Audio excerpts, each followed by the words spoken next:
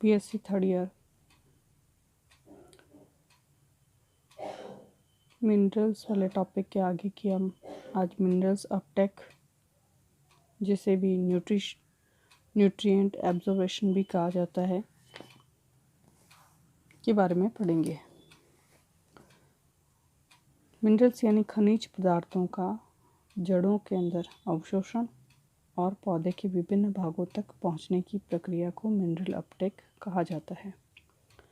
जल में घुले हुए जो एलिमेंट्स होते हैं, मिनरल्स को प्लांट के विभिन्न भागों तक जिस प्रक्रिया के द्वारा अवशोषित कर पहुंचाया जाता है, उस पूरे प्रोसेस को हम मिनरल अपटेक कहते हैं, या खनिज अंतर्ग्रहण या पोषक अवशोषण भी इसको कहा जाता है।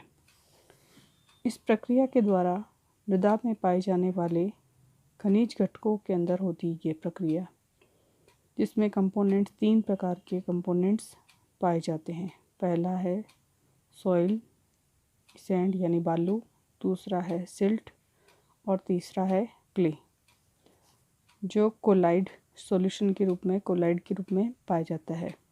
और इसके ऊपर ऋणात्मक आवेश यानी ये नेगेटिवली चार्ज होते हैं।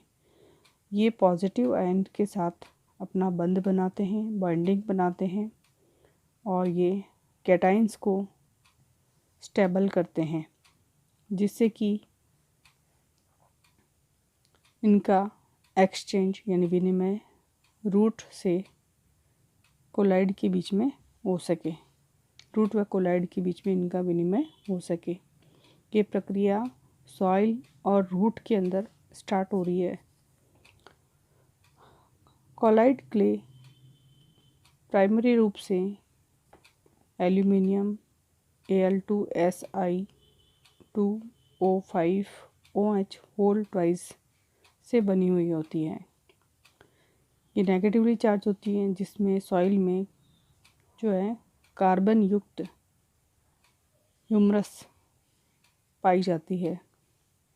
मृदा के ऊपर पाई जाने वाली पोषक परत को हम ह्यूमरस कहते हैं, जो कोलाइड होती है, जिसका निर्माण जो है, इस ह्यूमरस लेयर का निर्माण है वो है कार्बनिक पदार्थों के डिकम्पोजिशन के कारण होता है, जिसमें ये डिकम्पोजिशन की क्रिया है जो माइक्रो ऑर्गेनिज्म द्वारा होने वाली प्रक्रिया होती है। इसमें जो लिग्नीन और कार्बोहाइड्रेट्स जो होते हैं, उनके कारण ये फॉर्म होता है या बनता है। ये ऋणात्मक आवेशित कार्बोक्सिल और हाइड्रोक्सिल के कारण इनके ऊपर ये नेगेटिव चार्ज पाया जाता है। इन तत्वों का जो कि अकार्बनिक और कार्बनिक कोलाइड के रूप में पाए जाते हैं, उनको हाइड्रोलेट यानी जल योजित करते हैं, और नेगेटिव चार्ज पानी के साथ पॉजिटिव चार्ज के साथ ये जल अवशोषित करके अपने चारों तरफ एक आवरण का निर्माण कर देते हैं, कवर, जिससे कि हाइड्रेट शेल बन जाता है, जल योजित आवरण का निर्माण हो जाता है। नेगेटिव चार्ज और पॉजिटिव चार्ज आपस में जुड़ जाते हैं और अपने चारों ओर एक शेल का कवर कर लेते हैं। इस प्रकार एब्जॉर्प्शन की क्रिया यहाँ पर द्वारा आयंस का ग्रहण सॉइल के द्वारा जो आयंस सॉइल में प्रेजेंट होते हैं, उनको रूट हेयर्स के द्वारा एब्जॉर्ब कर लिया जाता है और प्लांट को पोषण प्रदान करते हैं, और प्लांट को ये आयंस जो है वो ट्रांसपोर्ट करके दिए जाते हैं। इस प्रक्रिया को यहाँ पर 2 भागों के अंदर बांटा गया है। सबसे पहला है एक्टिव आयन ट्रांसपोर्ट या एब्जॉर्प्शन, दूसरा है पैसिव आयन ट्रांसपोर्ट या एब्जॉर्प्शन। सबसे पहले हम देखें तो इस प्रोसेस के अंदर पैसिव आयन जो एब्जॉर्प्शन की जो प्रक्रिया होती है, उसके अंदर इसे फिजियोलॉजिकल एब्जॉर्प्शन या भौतिक अवशोषण भी कहा जाता है। इसमें सेल तथा सॉल्यूशन के जो बीच होते में इलेक्ट्रोकेमिकल पोटेंशियल पर ये डिपेंड करती है। ये 2 तरह की होती है। एक तो सिंपल डिफ्यूज़न के द्वारा और दूसरी होती है फैकल्टेटिव डिफ्यूज़न के द्वारा। विसरण क्या है? सरल विसरण यह सेल की जो मेम्ब्रेन होती है, स्ट्रक्चर सेल के आयन ट्रांसपोर्ट को इफ़ेक्ट करते हैं, जिसमें नॉन पोलर जो है होते हैं, जैसे ऑक्सीजन है, कार्बन डाइऑक्साइड है, अमोनिया है, ये लिपिड लेयर के द्वारा सेल में चले जाते हैं। ये सिंपल डिफ्यूज़न के द्वारा, यानी कि जिस तरफ सांद्रता ज़्यादा रहेगी, अधिक सांद्रता से ये कम सांद्रता की ओर गति करते हैं। दूसरा आता है फैकल्टेटिव डिफ्यूज़न।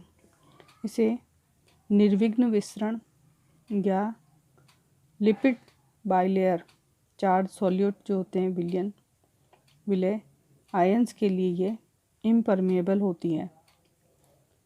इसमें पाए जाने वाले जो प्रोटीन्स होते हैं जो आयन ट्रांसपोर्ट का कार्य करते हैं।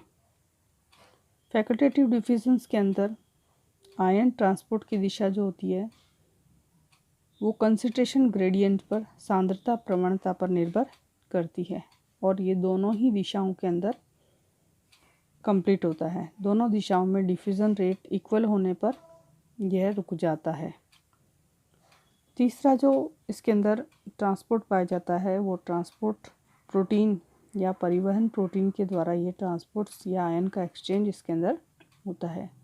इन प्रोटीन्स को यहाँ पर हम कैरियर प्रोटीन कहते हैं। यह प्रक्रिया एक एंजाइम सबस्ट्रेट कॉम्प्लेक्स के समान होती है, जिसमें सोल्यूट यानी जो आयन होता है वह कैरियर प्रोटीन के साथ जुड़कर इसकी स्ट्रक्चर में चेंज कर देता है, और ये मेम्ब्रेन के दूसरी ओर इसे रिलीज़ कर देता है, यानी मुक्त कर देता है। ये अपने साइज़ को पुनः प्राप्त कर लेता है। इसमें चैनल प्रोटीन द्वारा गेटेड द्वारित होती है, जो कि ओपन और क्लोज दोनों प्रकार में काम करती है। यह प्रोसेस लाइट में और हार्मोन्स की उपस्थिति के अंदर स्टिमुलेट होता है। इसी प्रकार दूसरी जो अभिक्रिया होती है जिसमें एब्जॉर्प्शन होता है, जिसमें एक्टिव आयन एब्जॉर्प्शन को शामिल किया गया है, जिसके इसी जैसा डायग्राम में शो किया गया है। जो प्लाज्मा मेम्ब्रेन है उस मेम्ब्रेन के बाहर की ओर लो कंसंट्रेशन ग्रेडियन है और अंदर की ओर हाई कंसंट्रेशन ग्रेडियन है, इलेक्ट्रोकेमिकल पोटेंशियल ग्रेडियन। सिम्पॉट के अंदर स्ट्रक्चर शो की गई है और दूसरी शो की गई है एंटीपोड के अंदर। एंटीपोड में अपोजिट हो जाएगा, हाई कंसंट्रेशन बाहर की ओर रहेगी और लो कंसंट्रेशन अंदर की ओर पाई जाएगी, जो कि प्रोटोप्लाज्म से कनेक्टेड होती है। इस प्रोसेस के अंदर जो एक्टिव अवशोषण झिल्ली को सक्रिय अवशोषण झिल्ली की प्रोटीन द्वारा पूरा होता है, जिसमें कैरियर प्रोटीन कहते हैं। इसमें आउटसाइड में पाए जाने वाले सॉल्यूट विलय की लो कंसंट्रेशन से सेल में आयन मूवमेंट इलेक्ट्रोग्रेडियंट के विरुद्ध काम करता है। इस कारण इसे पंप कहा जाता है, जिसमें हाइड्रोजन प्लस और कैल्शियम प्लस 2 के जो आयंस होते हैं वो ट्रांसपोर्ट किए जाते हैं। प्लाज्मा मेम्ब्रेन में हाइड्रोजन की जो ग्रेडियंट्स होती है वो H प्लस ATPs के द्वारा इनका निर्माण होता है, और वैक्यूल्स जो होती है, रिक्तिकाएँ जो होती हैं, उसके अंदर H प्लस ATPs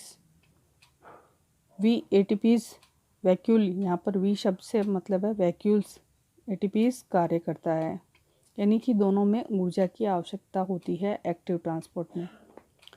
इसी प्रकार जो सिम्पोर्ट होता है उसमें आयन जो होते हैं वो मेम्ब्रेन के बाहर की ओर होते हैं, जिसमें प्रोटीन स्ट्रक्चर में चेंजेस कर अंदर की ओर उसको छोड़ दिया जाता है, और एंटीपोड में ये बाई डायरेक्शनल यानी दोनों दिशाओं में प्रोटीन का एक्टिव ट्रांसपोर्ट होता है, और आयन का प्रोटीन दोनों ही इलेक्ट्रोकेमिकल ग्रेडियंट्स के विरुद्ध कार्य करते हैं। इसमें ATP और हाइड्रोलाइसिस यानी जल अपघटन के स्थान पर प्रोटीन